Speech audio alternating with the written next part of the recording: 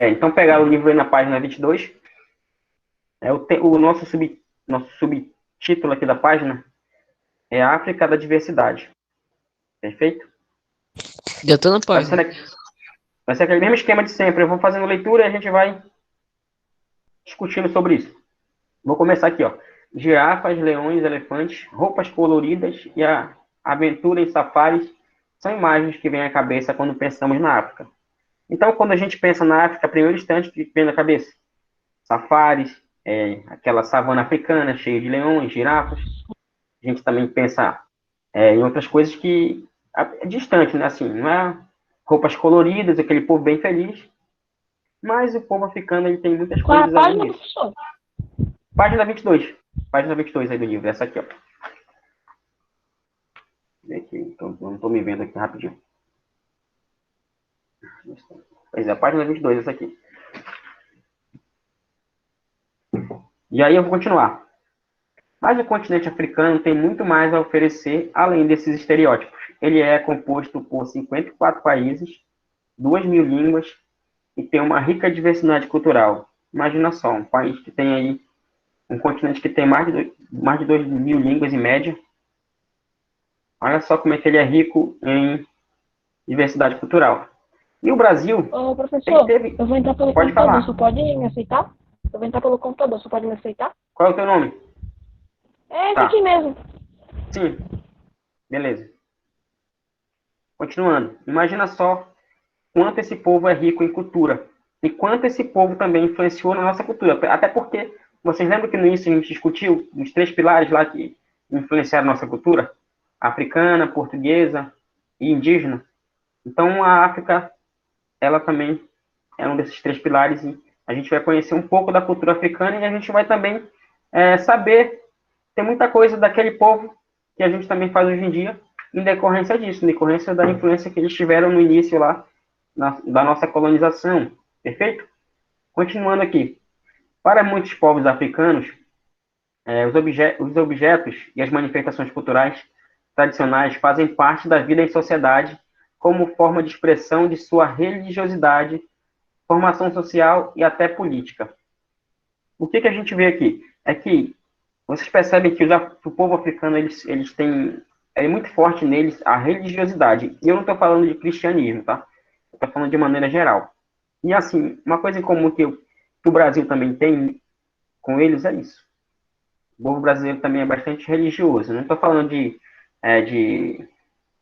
candomblé, não estou falando só de catolicismo ou de protestantismo, não.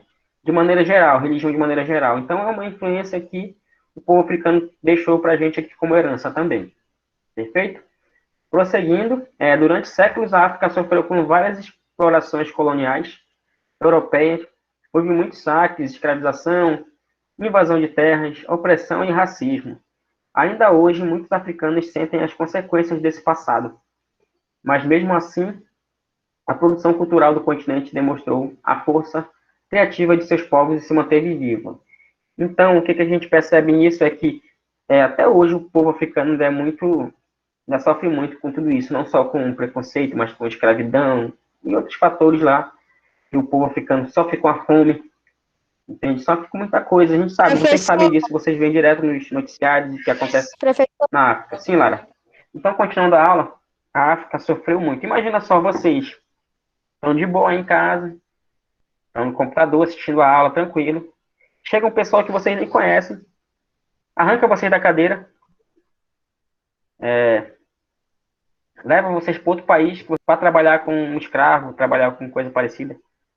Imagina só o sofrimento desse povo, né? E mesmo assim, eles indo para outros lugares do mundo, como aqui no Brasil, eles vieram para cá, eles não deixaram a essência deles de fazer aquilo que eles gostavam, entendeu? Eles trouxeram aquilo com eles e aí eles dividiram mais ou menos isso com a gente. E o Brasil teve essa influência aí, e a partir daí também fez parte da nossa identidade cultural.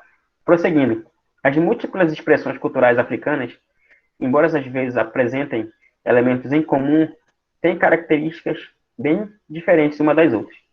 Podemos observar isso, por exemplo, nos bancos abaixo.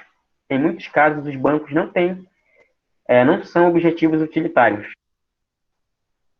mas representam o poder de um rei. Então, deixa eu só ver uma coisa aqui, gente, rapidinho. Tá. Para quem tem o livro aí, ó. Aqui os bancos, ó. Aqui é um elefante, o primeiro banco, ó. Aqui tem outro banquinho aqui. E aqui é o terceiro. Imagina só, Esses bancos são muito criativos, né? né? O banco a gente sabe que é para... A função do banco utilitário é para sentar, né? Todo mundo sabe, isso aí é óbvio. Mas imagina só você achar uma peça dessa aqui. Cara, uma peça dessa aqui eu deixo aqui na minha sala. Como uma peça artística. É para vocês perceberem como... Parece aqueles banquinhos de criança, né? De bebê.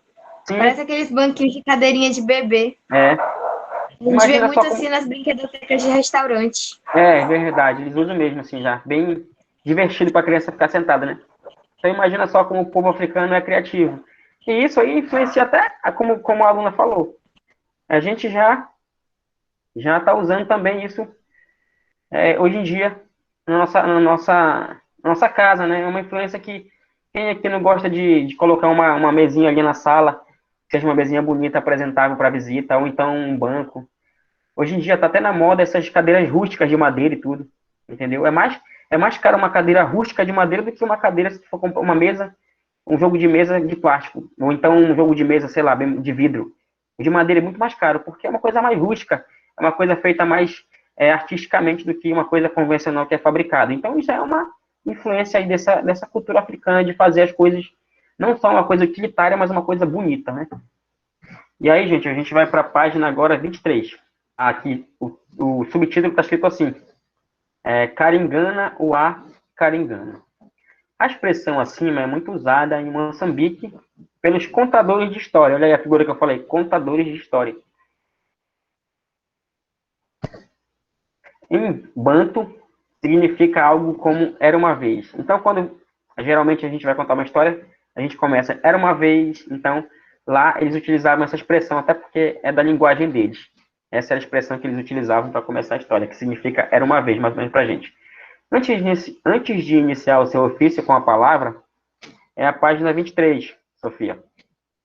Antes de iniciar o seu ofício com a palavra, eles dizem aos seus ouvintes, Karingana, o A Karingana, né? E a plateia responde Karingana. Então, é como se fosse uma saudação entre eles também. Em países da África, como Mali, Guiné e Senegal, os contadores de história são conhecidos como griots. Então, olha só, é uma figura que tem lá, muito comum, contadores de história. Eles têm um nome próprio, que significa griots. Eles são responsáveis por manter viva a tradição da cultura de suas comunidades. Então, é uma figura ali que tem na comunidade, que ele tem um papel específico de contar a história, de manter viva toda aquilo que aconteceu daquele determinado povo. E aí a gente vai conhecer mais sobre essa figura, no caso dos griots. Os griots são considerados guardiões e porta-vozes que, pela tradição oral, preservam os conhecimentos de seus antepassados. São figuras importantes para a sua comunidade e por trazer sabedoria e aconselhamento. Além disso, também, não só de contar histórias, eles têm outras funções que eu vou ler agora. A palavra é seu principal recurso, mas desde criança os griots também aprendem a fazer e a tocar instrumentos cora e balafon para usar em suas narrações. Trata-se de uma arte que continua sendo passada de geração para geração. Olha aqui os instrumentos que ele toca aqui, ó. Tá mostrando aqui um dos instrumentos, ó, na foto aqui, ó. Então, além do carinha dos griots, eles têm que saber toda a história do seu povo, eles têm também que aprender a tocar esse instrumento e cantar. Então, é uma função bem distinta e bem difícil. Imagina só, além de você ter que estudar sobre tudo aquilo que seu povo já fez, contar isso de uma maneira bem contada, você tem que saber tocar um instrumento e cantar. Então, o cara que fazia isso aí era reconhecido como, digamos assim, um artista aqui no nosso meio de hoje em dia, né? Na nossa atualidade, um cantor. Mais ou menos isso, um cantor ou um poeta. Ele tinha um papel dele lá, de destaque. E esse conhecimento, gente, ele era passado de geração em geração. Geralmente, ele não era, assim, escolhido aleatório.